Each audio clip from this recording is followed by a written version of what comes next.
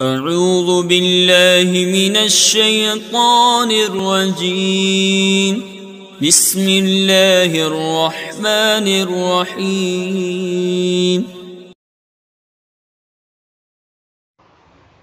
عزیز طلباء، السلام علیکم ورحمۃ اللہ وبرکاتہ۔ میں محمد ناصر حسین مصباحی، استاد دارالعلوم غریب نواز سے الہ آباد سے جماعت رابعہ کے تمام طلباء سے مخاطب ہوں، اور آج 7 اگست 2020 کی تاریخ میں آپ کی کتاب شرح وقایع کے نئے سبق کی شروعات کرنے جا رہا ہوں۔ مجھے یقین ہے کہ آپ تمام طلباء مستعدی اور ذمہ داری کے ساتھ اپنے اپنے کام میں لگے ہوں گے، عبارت خوانی کر رہے ہوں گے، سبق کے ترجمے، اس کے مطالب اور اس کے ما لہ ما علیہ کو سنتے ہوں گے، پھر تکرار بھی کرتے ہوں گے اور ان کا اعادہ بھی کرتے ہوں گے۔ ابھی تک آپ نے جو پڑھا کہ ما خرج من السبیلین سے نکلنے والی چیزیں ناقض وضو ہیں، اور غیر سبیلین سے نکلنے والی چیزیں بھی ناقض وضو ہیں، مگر ان کے لیے 2 شرط ہے۔ پہلی یہ کہ وہ نجس ہو، اور دوسری یہ کہ وہ نجس ہونے کے ساتھ اس مقام پر پہنچ جائے جس کو حکم تطہیر لاحق ہو، کل ملا کر وضو میں یا غسل کے اندر۔ جبکہ آپ نے یہ سنا تھا کہ امام شافعی نے اس میں اختلاف کیا ہے کہ غیر سبیلین سے نکلنے والی چیزیں ان کے ہاں ناقض وضو نہیں ہے، جس کی دلیلیں دی گئی تھی اس سے پہلے والے سبق میں۔ اب اس کے بعد آگے سبق بڑھتا ہے۔ مصنف فرماتے ہیں وَقَوْلُهُ إِنْ كَانَ نَجَسًا مُتَعَلِّقٌ بِقَوْلِهِ أَوْ مِنْ غَيْرِهِ وَالرِّوَایَةُ النَّجَسُ بِفَتْحِ الْجِيمِ وَهُوَ عَيْنُ النَّجَاسَةِ وَأَمَّا بِكَسْرِ الْجِيمِ فَمَا لَا يَكُونُ طَاهِرًا هَذَا فِي اصطلاح الفقهاء۔ وَأَمَّا فِي اللُّغَةِ فَيُقَالُ نَجِسَ الشَّيْءُ يَنْجُسُ وَهُوَ نَجِسٌ وَنَجِسٌ، وَإِنَّمَا قَالَ سَالَ لِأَنَّهُ إِذَا لَمْ يَتَجَاوَزِ الْمَخْرَجَ لَا يَنْقُضُ الْوُضُوءَ عِنْدَنَا لا ينقض الوضوء عندنا وينقض عند ظفر، وكذا إذا وصل القرحة فتجاوز وكان بحال لو لم يعصر لم يتجاوزه، وكذا إذا عز شيئا أو خلل أسنانه أو أدخل أصبعه في أنفه فرأى أثر الدم أو استنصر فخرج من أنفه الدم ألقى مثل العدس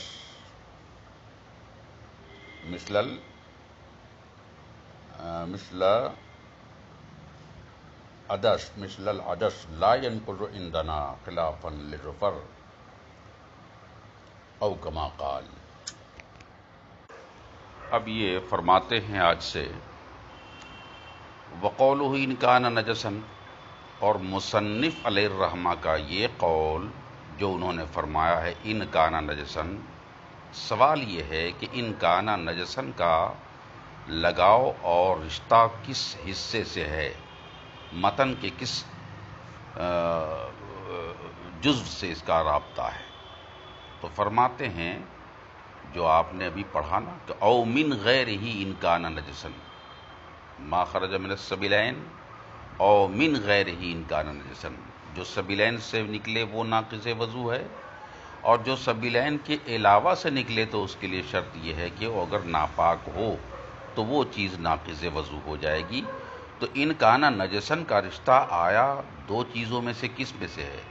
کیا اس کا تعلق ما خرج من السبیلین سے ہے کہ جو سبیلین سے نکلے تو ناقض وضو ہو جائے گا، یا اس کا تعلق او من غیر ہی سے ہے تو کہتے ہیں ان کانا نجسن کا تعلق ما خرج من السبیلین سے نہیں ہو سکتا، کیونکہ ما خرج من السبیلین سے ہونے کی صورت میں خرابی یہ لازم آئے گی کہ جناب والا اگر یہ کہا جائے کہ ما خرج من السبیلین ان کانا نجسن، جو چیز نکلے سبیلین سے اگر وہ ناپاک ہو تو ناقض وضو ہو جائے گا، تو سوال یہ آئے گا کہ ایک صورت میں وہاں پر وضو کا ٹوٹنا منتفی ہو جائے گا، ختم ہو جائے گا۔ وہ کون سا سوال ہے؟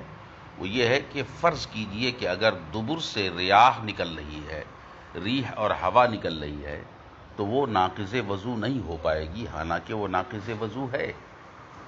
اب آپ کہیں گے کہ صاحب دبر سے نکلنے والی ہوا ناقض وضو کیوں نہیں ہوگی؟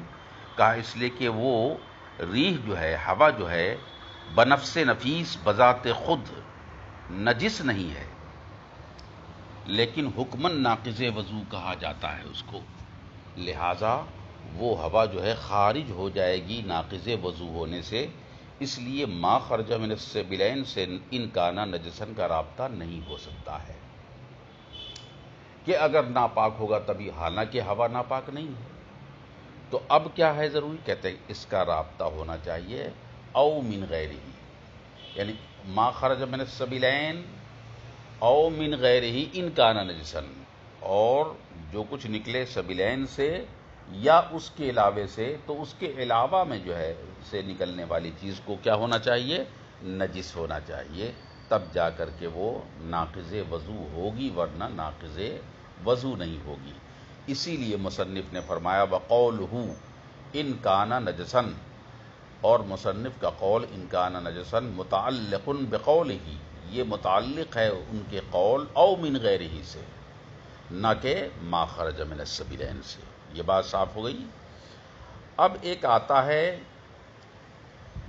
جو مؤلفین، مصنفین اور فقہائے کرام کی روایات سے جو بات معلوم ہوتی ہے، وہ یہ ہے کہ ایک نجس بالفتح آتا ہے، بفتح الجیم آتا ہے، اور ایک نجس بکسر الجیم آتا ہے، نجس۔ تو آیا ان دونوں میں لغتاً فرق کیا ہے؟ تو لغتاً ان دونوں میں فرق یہ کیا کہ نجس ایک ایسی چیز کو کہتے ہیں جو عین نجاست ہوتی ہے۔ نجس جو ہے ایک ایسی چیز کو کہتے ہیں جو عین نجاست ہوتی ہے، جیسے کہ پیشاب ہے، خون ہے نا، اور قے وغیرہ ہے۔ اور نجس اس چیز کو کہتے ہیں جو کسی نجاست اور عین نجاست سے گندی ہو جائے، جیسے کپڑا ہے، آپ کا لے لیجیے، جیسے کپڑا ہے تو یہ نجس ہو گیا بکسر الجیم۔ تو یوں کہیے نجس الشیء بمعنی نجسن، نجسا، نجس الشیء نجسا، کسی چیز نے کسی چیز کو ناپاک کیا تو نجس ہو گیا۔ تو یہ جو ہے عموم خصوص من وجہ کا تعلق ہے کہ ہر نجس ناپاک ہونے کو تو کہا جا سکتا ہے کہ طاہر نہیں ہے، لیکن جس کو ناپاک کیا ہے ضروری نہیں کہ اس کو ناپاک کہا جائے، ہو سکتا ہے کہ وہ پاک ہو، ہے نا، یہ ہے۔ تو عموم خصوص من وجہن کا تعلق ہے نجس اور نجس کے درمیان۔ فرماتے ہیں کہ والروایت عن نجس، روایت یہ ہے کہ وہ نجس ہے، یعنی جو مؤلفین اور فقہا سے سنا گیا ہے کہ نہیں، جیم کے فتحے کے ساتھ۔ اور نجس بفتح الجیم کیا ہے معنی میں؟ کہتے ہوا عین النجاست، خود نجاست کو ہم نجس کہتے ہیں، گندگی کو ہم نجس کہتے ہیں۔ وَأَمَّا بِكَسْرِ الْجِيمِ، جب وہی نجس کو نجس کہہ دیا جائے کسر جیم کے کسرے کے ساتھ، کہتے ہیں فَمَا لَا يَكُونُ طَاهِرًا، تو ہم نجس اس چیز کو کہتے ہیں جو چیز پاک نہ ہو، یعنی جو کپڑے پہ لگ گئی ہے نجاست، وہ کپڑا نجس ہے۔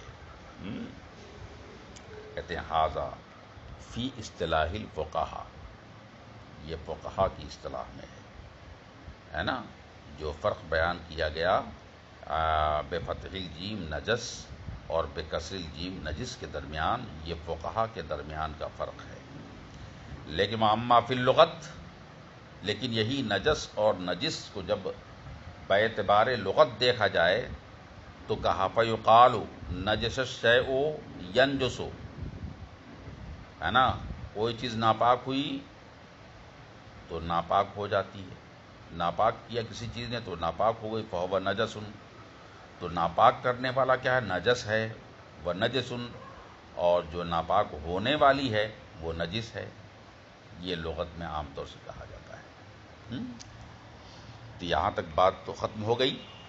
اب اس کے بعد فرماتے ہیں بِإِنَّمَا قال، ایک سوال پھر پیدا ہوتا ہے کہ مصنف نے اس سے پہلے کہا ما خرج من السبیلین وناقضہ ما خرج من السبیلین او من غیرہ ان کانا نجسن، اگر وہ ناپاک ہو، اگر اس کے علاوہ سے اگر نکلے تو بھی ناقض وضو ہے بشرط کہ ناپاک ہو. اور دوسری شرط کیا ہے؟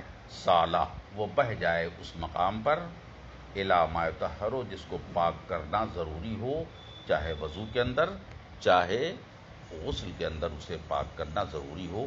تو فی الجملہ بتایا تھا، اور یہ بھی بتایا تھا کہ اعضائے ظاہر بدن کے سارے ظاہری حصے جن کا غسل میں دھلنا فرض ہے اور جن کا وضو میں دھلنا فرض ہے، یہ سب ظاہر بدن سے متعلق ہے. اور جو من وجہ داخل من وجہ خارج ہے، ان کا غسل میں کیا کہتے ہیں دھلنا فرض ہے.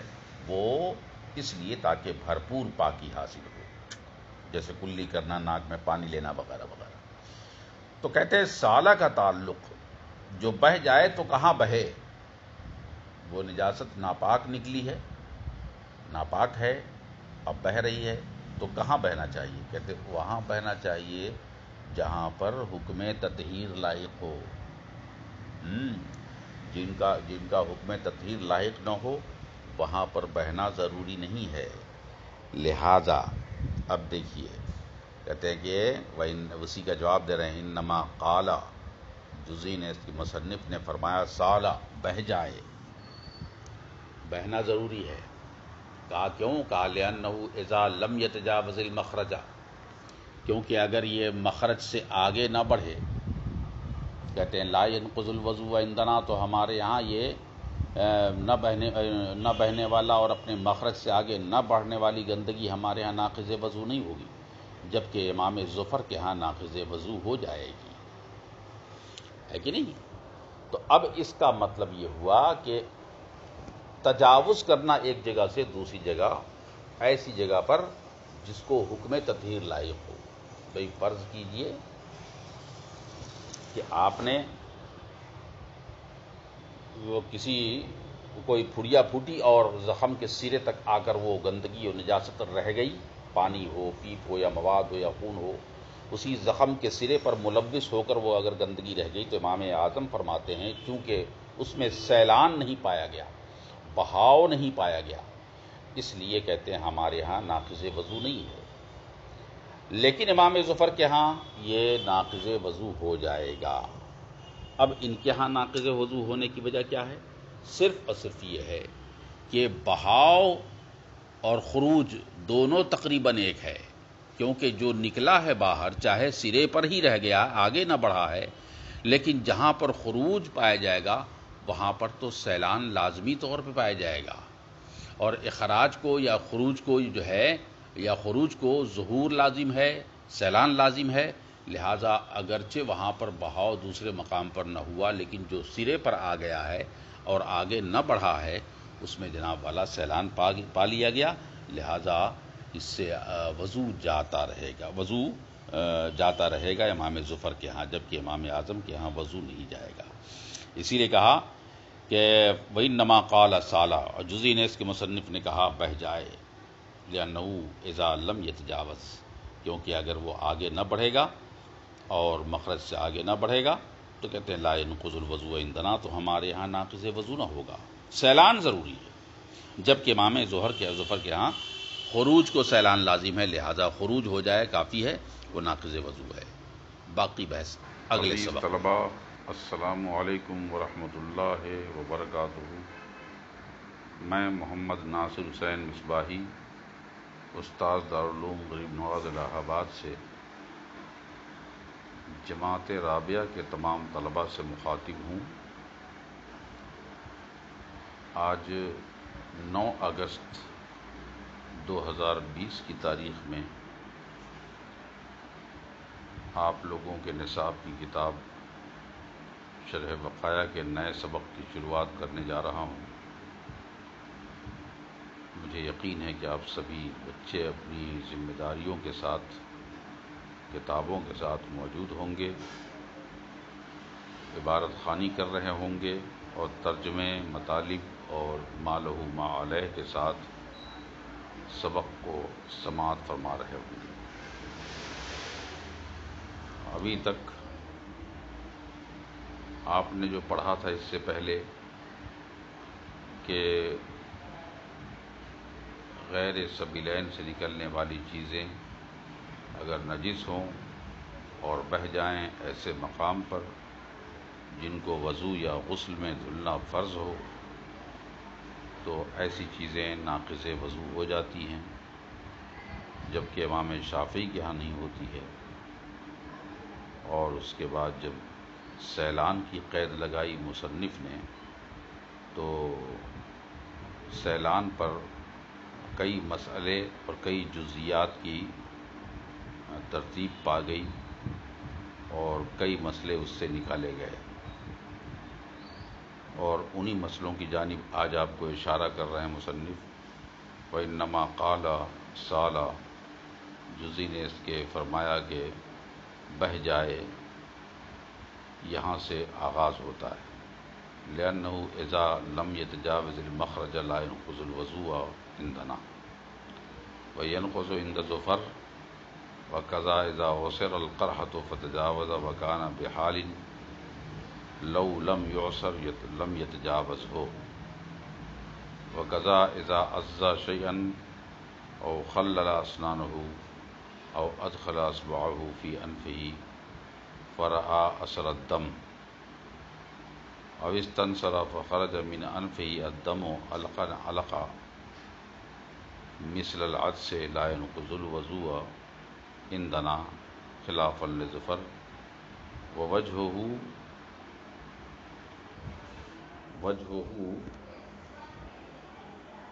أَنَّ خُرُوجَ النِّجَاسَةِ مُؤَثِّرٌ فِي زَوَالِ الطَّهَارَةِ كَالسَّبِيلَيْنِ،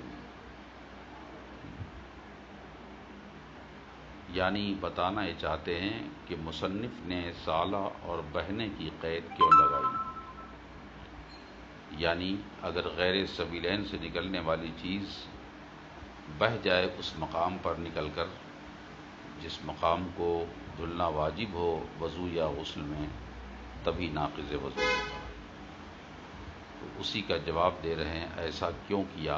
کہتے ہیں انما قال، جزی نے اس کے فرمایا مصنف نے سالہ بہہ جائے، کہا اس لیے کہ لِأَنَّهُ إِذَا لَمْ يَتَجَاوَزْ الْمَخْرَجَ، اگر وہ تجاوز نہ کرے اپنے مخرج کو، یعنی اگر کوئی زخم، پھوڑا، پھنسی وغیرہ بہے اور اپنے زخم کے سرے پر رہ جائے اور تجاوز نہ کرے اپنے مخرج کو، یعنی یوں کہیے ایک جگہ سے دوسری جگہ منتقل ہو کر نجاست نہ بہے، تو لا ينقض الوضوء عندنا، تو ہمارے ہاں وضو نہیں ٹوٹے گا۔ اور اگر تجاوز کر جائے اور نہ بہے تو ٹوٹ جائے گا وضو، یہ ہمارا مسلک ہے۔ لیکن امام ظفر کے ہاں ينقض عند ظفر، ان کے ہاں ظفر کے ہاں وضو ٹوٹ جائے گا، چاہے وہ تجاوز کرے یا نہ کرے، ہے نا، تجاوز کرے یا نہ کرے، لم یتجاوز ہو۔ کہتے ہیں وقضا اذا عصر، جب یہ مسئلہ واضح ہو گیا کہ سیلان ضروری ہے، تو سیلان کے ساتھ جب ضروری ہو گیا تو اگر کوئی آدمی کسی پھڑیا کو نچوڑ دے، وقضا اذا، یہی حال ہوگا اس صورت میں بھی جس صورت میں کوئی آدمی اپنی پھڑیا کو، یعنی اگر کوئی زخم کو پھوڑے، نچوڑے، اور نچوڑنے کے بعد فتجاوزا، وہ مواد پیپ اور خون آگے بڑھ جائے، لیکن وکانہ بحال، وہ پھڑیا جس کو پھوڑا ہے، بہایا ہے، دبایا ہے، وہ اس حال میں تھی کہ لو لم یعصر، اگر اس کو دبایا اور نچوڑا نہ جاتا تو لم یتجاوز ہو، تو اس کا مواد اور پیپ اور خون آگے نہ بڑھتا۔ کہتے ہیں کہ صاحب اس کا بھی حال بالکل ویسے ہی ہوگا جیسے ہمارے ہاں مخرج سے تجاوز نہ کرے تو وضو نہ ٹوٹے گا، وہی حال یہاں بھی ہوگا کہ اگر نچوڑ دیا ایسی پھڑیا کو جو اپنی صحیح حالت پہ تھی اور بہنا نہیں تھا، نہ اس نے تجاوز کرنا تھا، جبریہ اسے دبا دیا اور تجاوز نہ کیا، تو اس کے بعد اس کا بھی وضو برقرار رہے گا، اس کا وضو نہیں ٹوٹے گا، اپنے حال پر رہے گا۔ پھر ایک مسئلہ متفرع ہوتا ہے وَقَضَا اِذَا عَزَّ، بالکل یہی حال ہوگا وضو نہ ٹوٹنے کا کب؟ اذا، جب کوئی دانت کاٹے شیئن کسی چیز پر، بھٹا ہے، گنا ہے، وغیرہ وغیرہ، یا ٹھوس چیزیں ہیں، ہے نا، کسی چیز پہ دانت مارے اور اس کو دبائے کاٹے، او خللا، یا خلال کرے دانت میں کسی لکڑی وغیرہ سے، خللا اسنانہ، اپنے دانت کو خلال کرے، او ادخل اصبعہ فی انفہ، یا خلال نہ کرے بلکہ ناک میں انگلی ڈالے، ناک میں اپنی انگلی ڈالے، فرآ اثر الدم، تو کہتے ہیں صاحب وہ خون کا اثر دیکھے، اب استنصرا، یا چھینک مارے، فخرج من انفہ، تو اس کی ناک سے نکلے علقن علقہ، بدھا بدھا خون، مثل العدس، مسور کی دال کے برابر، ناک سے خون نکل جائے مسور کی دال کی برابر، کہتے ہیں لا ينقض عندنا، ہمارے یہاں ان تمام جزیات اور تمام صورتوں میں ناقض وضو نہیں ہونا ہے۔ جیسا کہ کئی جگہ مصباح وغیرہ میں اور ہدایہ وغیرہ میں بیان کیا ہے، اپنے مخرج سے تجاوز نہ کرے تو وضو نہ ٹوٹے گا، اس لیے کہ یہ اخراج ہے، یہ خروج نہیں ہے، اور اخراج جو ہے ناقض وضو نہیں ہے، ناقض وضو خروج ہے، یعنی خود بخود نکلنا ہے، اور اس میں نکالا گیا ہے نہ کہ نکلا ہے۔ جبکہ بعض لوگ کہتے ہیں کہ نہیں صاحب اس میں وضو ٹوٹ جانا چاہیے، کیونکہ خروج لازم ہے اخراج کو، یعنی جہاں خروج پایا جائے گا ہے نا، وہاں اخراج ضرور پایا جائے گا، ہے نا، اور خروج جو ہے مطلقاً ناقض وضو ہے، تو خروج فی نفس ہی، بذات خود خروج نکل جانا اپنے آپ، چاہے وہ اپنے آپ ہو چاہے وہ نکالا گیا ہو، دونوں ہی شکل میں وضو ٹوٹ جائے گا، یہ بعض مشائخ کا کہنا ہے، جیسے نہایہ وغیرہ میں اور غایۃ البیان وغیرہ میں، فتح القدیر وغیرہ میں، بزازیہ وغیرہ میں سب لکھا ہوا ہے کہ یہ وضو ٹوٹ جائے گا۔ فرماتے ہیں کہ مثل العدس، دال کے برابر ان تمام صورتوں میں نکلے، دانت سے، ناک سے، ہے نا، جس طرح بھی منہ سے نکلے، لا ينقض، وضو نہ ٹوٹے گا ہمارے ہاں، خلاف لظفر۔ اب امام ظفر کا اختلاف ہے کہ ان کے ہاں وضو ٹوٹ جائے گا، اس کی وجہ کیا ہے؟ ووجہہ، اس کی وجہ یہ ہے کہ ان خروج النجاست مؤثر فی زوال الطہارت، ان کے ہاں نجاست کا نکلنا جو ہے یہ مؤثر ہے طہارت کے خاتمے میں، مؤثر ہے طہارت کے خاتمے میں۔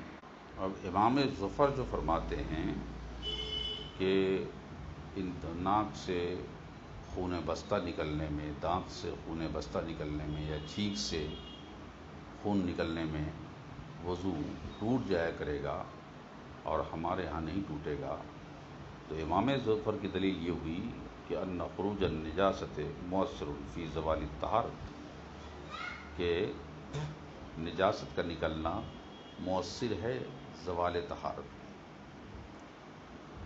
تو گویا کہ ان کے ہاں نجاست کا خروج یہ زوال طہارت کی علت ہے۔ امام ظفر کے ہاں نجاست کا نکلنا طہارت کے ختم ہونے کی علت ہے، اور جب جب علت کہیں پائی جائے گی تو معلول کا پایا جانا ضروری ہے، لہذا جب کبھی نجاست کا خروج ہوگا تو زوال طہارت لازمی ہے۔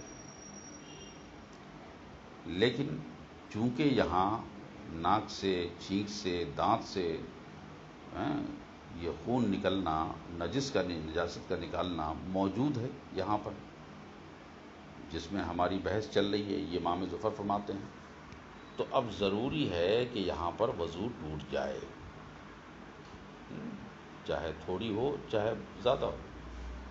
لیکن امام اعظم ابو حنیفہ اس کو تسلیم نہیں کرتے، کہتے ہیں آپ نے جو کہا کہ مقدار قلیل جو ہے وہ ہر حال میں ناقض وضو ہے، ہم اسے نہیں مانتے، کیونکہ قلیل جو ہوتا ہے وہ غیر سائل ہوتا ہے، خارج نہیں ہوتا ہے۔ جو مقدار قلیل میں نجاست نکلتی ہے وہ بہنے والی نہیں ہوتی، بلکہ خارج ہونے والی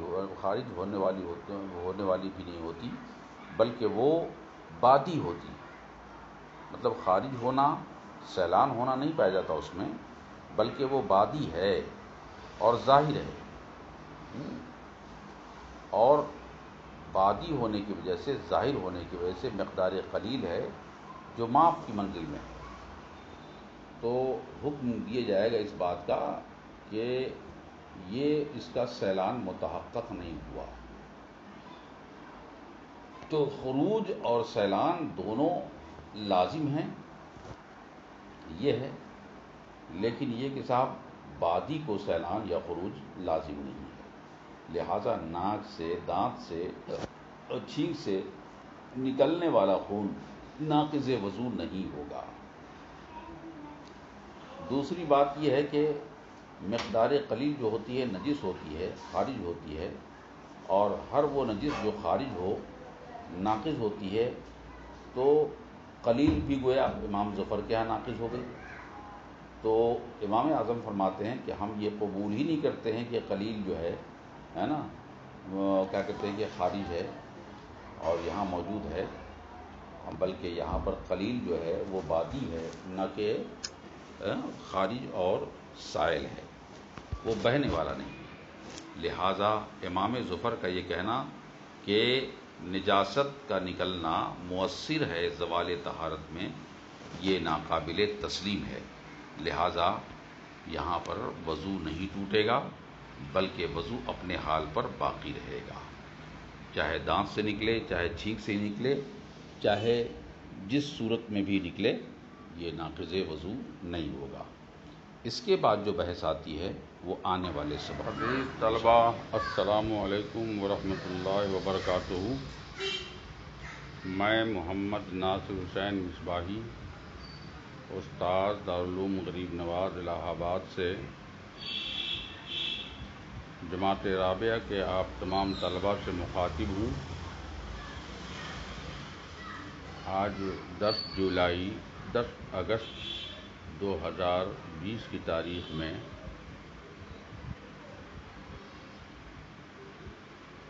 آپ کی کتاب شرح وقائع کے نئے سبق کی شروعات کرنے جا رہا ہوں۔ مجھے یقین ہے کہ آپ تمام طلبہ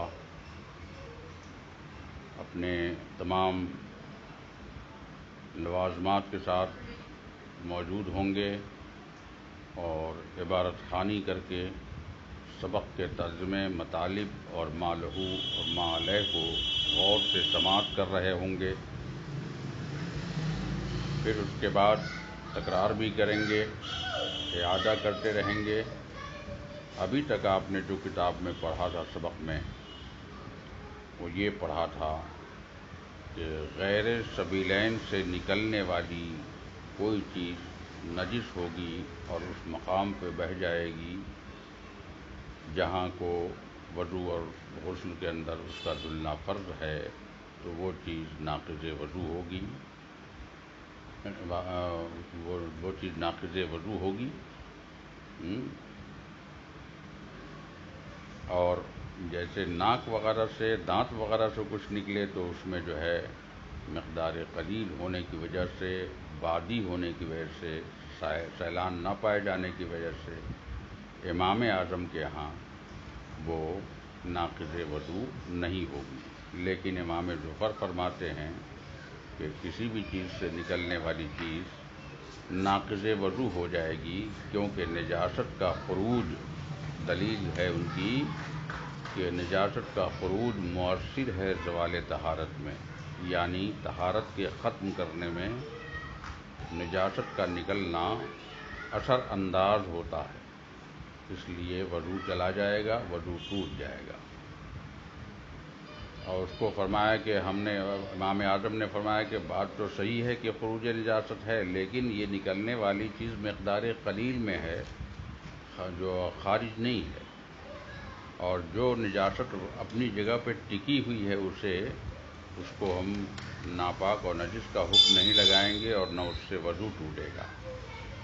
یہ دونوں دلیل دی امام اعظم نے، تو اس پر اعتراض آج سے پھر شروع ہو رہا ہے امام ظفر کی طرف سے۔ قلت ھذا الدلیل غیر تام لأنه لا يشمل ما اذا غرزت ابرة فارتقى الدم على راس الجرح لكن لم يصل فإن الخروج هناك محسوس ومع ذلك لا ينقض عندنا وقد خطر ببالي وجه حسن وهو أنه لم يتحقق خروج النجاسة لأن هذا الدم غير نجس بل النجس هو الدم المسفوح وهكذا في القيء القليل وسيأتي في هذه الصفحة أو كما قال۔ قلت هذا الدلیل غیر تام سے یہ اشارہ کر رہے ہیں، اس کا حاصل یہ ہے کہ یا تو اشارہ ہے کہ امام اعظم نے جو کہا وَالنِّجَاسَةُ الْمُسْتَقَرَّةُ فِي مَعْدَنِهَا لَا تَنْتَقِضُ، جو نجاست اپنی جگہ پر ٹکی ہوئی ہے، ٹھہری ہوئی ہے، وہ ناقض وضو نہیں ہو سکتی ہے۔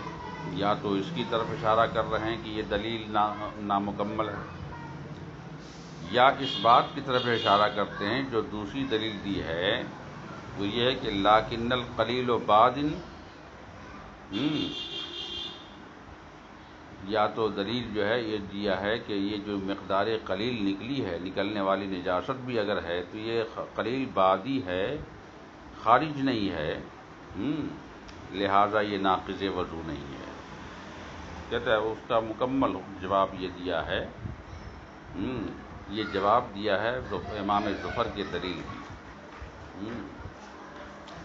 یہ شامل کیوں نہیں ہے؟ کہتے ہیں حاضر دلیل غیر تامین، یہ دلیل نامکمل ہے، اس لیے لأنه لا يشمل ما اذا غرز، کیونکہ یہ اس صورت کو شامل، کچھ صورتوں کو شامل نہیں ہو پا رہا ہے جو نہ بہنے والی شکل میں کیا کہتے ہیں کہ جو شکلیں بنتی ہیں۔ مثلا کسی نے سوئی چبھو دیا اور سوئی کا سرا چبھو دیا یا اس میں اندر داخل کر دیا، تو اس سے خون چڑھ کے اس کے سرے کے اوپر آ گیا۔ سمجھ رہے ہیں کہ نہیں سمجھ رہے ہیں؟ یعنی اگر سوئی چبھو دیا تو خون نیچے سے گوشت اور پوسٹ کے حصے سے چڑھتے ہوئے اوپر وہ زخمی حصے پر آ گیا، اور اسی سوئی چبھونے کی جگہ پر وہ ظاہر ہو گیا، اور پھر اس کے بعد آگے نہ بڑھا وہ، یعنی پانی ہے، خون ہے، جو بھی ہے وہ آگے نہ بڑھا، تو اس کو یہ نہیں کہا جائے گا، وہ امام ظفر فرماتے کہ اس کو یہ نہیں کہا جائے گا کہ وہ اپنی جگہ پہ ٹھہرا ہے، اور نہ ہی اس کو یہ کہا جائے گا کہ یہ بادی ہے، خارج نہیں ہے، کیونکہ یہاں خروج ثابت ہے اپنی جگہ پر، اور یہ بھی دیکھا جا رہا ہے کہ خون نیچے سے منتقل ہو کر چڑھ کے اوپر آیا ہے، یہ محسوس ہو رہا ہے۔ اگر خروج نہ ہوتا تو پھر زخم کے سرے پہ وہ نظر ہی نہیں آتا۔ اس کے باوجود یہ ناقص نہیں ہے، حالانکہ سیلان پایا گیا مگر ناقص نہیں ہے، یہ امام ظفر فرماتے ہیں۔ تو یہ جو ہے نامکمل دلیل ہے، آپ کی یہ دلیل نامکمل ہے، کیونکہ سوئی کی چبھونے کی صورت میں دیکھ رہے ہیں کہ خروج پایا جا رہا ہے، چڑھ کے نیچے سے اوپر آیا ہے، لیکن بہا نہیں ہے، لیکن ناقص وضو تو نہیں ہے ہمارے ہاں، نہ آپ کے ہاں۔ تو اس کا کیا آپ ثبوت اور آپ اس کی کیا دلیل دیں گے؟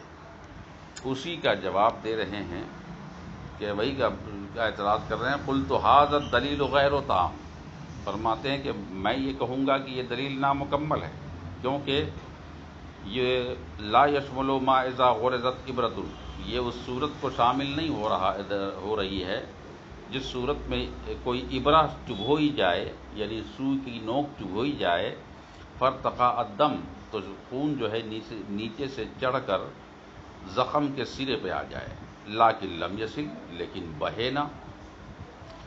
تو کہتے ہیں فإن الخروج هناك محسوس، باوجود کہ یہاں نکلنا محسوس ہو رہا ہے، محسوسات میں سے ہے، نجاست کا نکلنا محسوسات میں سے، وما ذالک، اس کے باوجود لا ينقض عندنا، لیکن ہم سب کے ہاں، امام اعظم کے ہاں وضو نہیں ٹوٹتا۔ تو اب اس کا جواب آپ کیا دیں گے؟ کہتے ہیں اب اس کا جواب دیں گے وقد خطر ببالی وجہ حسن،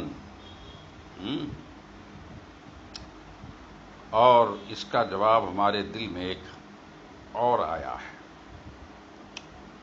دل میں ایک اور جواب گزرا ہے، اور اس کی ایک بہت خوبصورت وجہ سامنے آئی ہے، جس کی بنیاد پر ہم کہہ رہے ہیں کہ سوئی چبھونے کی شکل میں وضو نہیں ٹوٹے گا جب تک کہ سیلان نہ ہو جائے۔ کہتے ہیں وہ کیا ہے؟ وقد خطر ببالی وجہ حسن، میرے دل میں ایک بہت بڑی وجہ گزری ہے، وہ کیا ہے؟ وَهُوَ أَنَّهُ لَمْ يَتَحَقَّقْ خُرُوجُ النَّجَاسَةِ، کہ جو آپ نے سوئی چبھونے کی مثال دی ہے، اس مثال کی صورت میں دراصل معاملہ یہ ہے کہ یہاں خروج نجاست متحقق ہی نہیں ہے۔ کہا کیوں؟ کہا لأن ھذا الدم غیر نجس، کیونکہ یہ جو خون چڑھ کے آیا ہے جسے آپ کہہ رہے ہیں، یہ دم غیر نجس ہے۔ جو خون چڑھ کے اوپر آیا ہے سوئی چبھونے کی صورت میں، اور سرے پہ جو خون آیا ہے، یہ خون نجس نہیں ہے، یعنی ناپاک کرنے والا نہیں ہے۔ تو کہا پھر کون سا خون نجس ہے بھیا؟ کہا بل النجس ہو، بلکہ نجس تو وہ خون ہے الدم المسفوح، جس کو دم مسفوح کہا جاتا ہے، بہنے والا خون۔ اور یہ جو خون مرتقا ہو کے آیا ہے، چڑھ کے آیا ہے، صعود کے ساتھ آیا ہے، یا یوں کہیے بتکلف آیا ہے، چڑھ کے آیا ہے۔ چڑھنا مراد نہیں ہے، صعود مراد نہیں ہے، ارتقا مراد نہیں ہے، انا انتقال مراد ہے، مراد ہے یہاں سیلان، سیلان میں بہاؤ ہونا چاہیے، اور یہ بہاؤ نہیں ہے اس کے اندر۔ تو دم مسفوح وہی بہنے والے خون کو کہتے ہیں، لہذا یہ متحقق نہیں ہو پائے گا جب یہ متحقق ہی نہ ہوا کہ کیا کہتے ہیں کہ نجاست خارج ہو، تو جب یہ ثابت نہ ہوا کہ خروج نجاست ہو، تو نقض وضو کیسے ہو سکتا ہے؟ پھر امام اعظم جو ہے، امام ظفر کا جواب دیتے ہوئے مزید فرماتے ہیں جس کا حاصل یہ ہوگا کہ مان لیا ہم نے کہ نجاست مؤثر ہے، ٹھیک ہے، زوال طہارت میں نجاست مؤثر ہے، اس سے ہمیں انکار نہیں، لیکن سوئی چبھونے کی شکل میں جو آپ نے بتایا، یہ دم جو نکلا ہے، یہ خون جو نکلا ہے، یہ دم غیر سائل ہے۔ قانون یہ ہے کہ دم سائل ہو یا دم غیر سائل ہو، چاہے وہ خارج ہو جیسا کہ سوئی چبھونے کی شکل میں، یا خارج نہ ہو بلکہ اپنی جگہ پر وہ خون ٹکا ہوا ہو، کہتے ہیں یہ ہرگز ناپاک نہیں ہے۔ جب ناپاک نہیں ہے تو ناقض وضو بھلا کیسے ہو سکتا ہے؟ یہ ہے۔ ہاں، ناپاک کون ہے؟ کہتے ہیں وہ دم نجس ہے جس کو ہم دم مسفوح کہتے ہیں، ہے کہ نہیں؟ لہذا ان تمام صورتوں میں خروج نجاست ثابت اور متحقق نہ ہو سکا۔ اگرچہ بعض مقام پر خروج متحقق ہو چکا ہے، لیکن وہ مقدار قلیل میں ہے، مقدار بادی میں ہے، نہ کہ خارج میں ہے۔ تو خون زخم کے سرے پہ چڑھنے والا خون جو ہے، جو سوئی چبھونے کی شکل میں ہے، وہ قلیل ہے، بادی ہے، غیر سائل ہے۔ قلیل ہے، بادی ہے، غیر سائل ہے، سمجھ رہے نا؟ قلیل بھی ہے، بادی بھی ہے، غیر سائل بھی ہے، اس لیے ناقض وضو نہیں ہو سکتا ہے۔ اسی کے بارے میں فرماتے ہیں کہ قد خطر ببالی، اور میرے دل میں ایک خیال گزرا ہے جواب کو لے کر۔ وجہ حسن، اس کی ایک بہت اچھی وجہ یہ ہے کہ وہ انہو، وہ یہ ہے کہ لم یتحقق خروج النجاست، کہ یہاں سوئی چبھونے میں نجاست کا خروج متحقق نہیں ہوا۔ کہا کیوں؟ کہا لأن ھذا الدم غیر نجس، یہ خون ناپاک ہے ہی نہیں۔ بل نجسو هو الدم المسفوح، بلکہ ناپاک جو ہے دم مسفوح ہے نا؟ دم مسفوح ہی حرام ہے، دم مسفوح ہی نجس ہے، دم مسفوح ہی ناپاک ہے، ناپاک کرنے والا ہے۔ لہذا یہ کہنا کہ سوئی چبھونے کی شکل میں جو ہے یہ چڑھنا ثابت ہو گیا، خروج ثابت ہو گیا، یا انتقال ثابت ہو گیا، یہ کہنا غلط ہوگا۔ کہتے ہیں یہی حال جناب قے کا بھی ہے، یہی حال جناب قے کا بھی ہے۔ وہاکذا فی القیء القلیل، ہے نا؟ وسیاتی فی ھذہ الصفحہ، جس کی بحث آنے والے صفحے میں آئے گی انشاءاللہ۔ اور قے قلیل بھی ناقض وضو نہیں ہوتی، مقدار قلیل میں قے ہونے سے ناقض وضو نہیں ہوتی، جس کی بحث آئندہ ہوگی انشاءاللہ۔